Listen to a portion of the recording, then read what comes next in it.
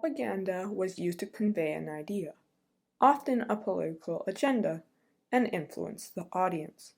Some of them were used to bring a sense of togetherness under a political philosophy by showing the happiness of people under that concept.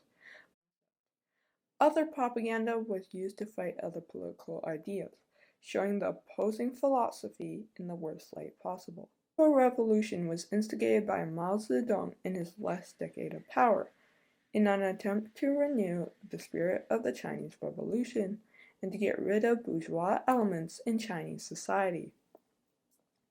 The propaganda for the Cultural Revolution consisted of praising Maoism, embracing work, and killing the idea of imperialism and capitalism. The Red Book did both, as it took quotes from Mao Zedong's speeches and other writing. The Red Book was a bestseller according to Encyclopedia.com, and every person in China owned at least one copy.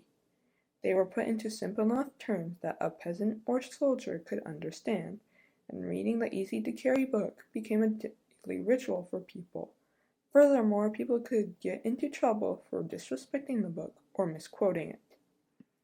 However, the Red Book wasn't the only form of propaganda output by the CCP and the pro-Maoists. Other forms of propaganda include posters, songs,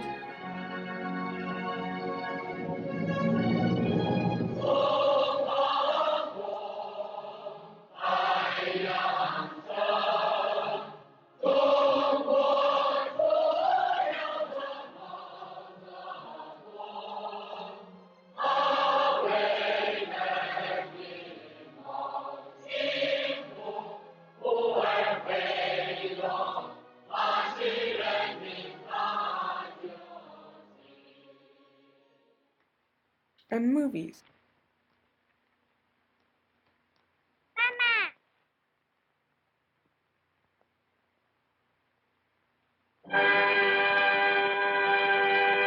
Propaganda, notably, showed Maoism ideals as opposed to the four olds: old habits, customs, ideas, and culture, due to the olds being considered bourgeois ideas.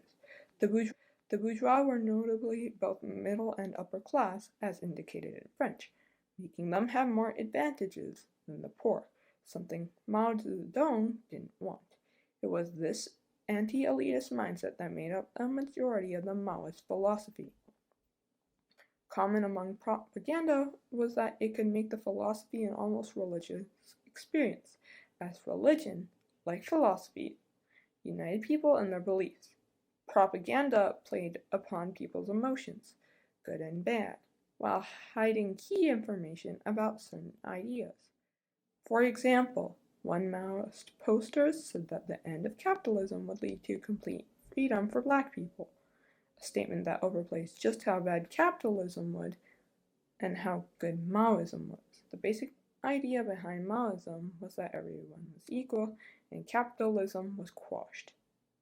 In practice, that included the profound class education of city workers through agricultural labor. That also include disrupting college education and cutting the length of secondary education from 12 to 10 years.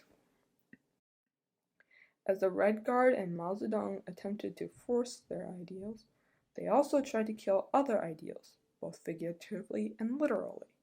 A lot of people died under the Mao regime, and the Cultural Revolution led to economic and political disaster. In fact, the regime went far beyond propaganda pushing and into genocide. This auto-genocide was called the Cultural Revolution.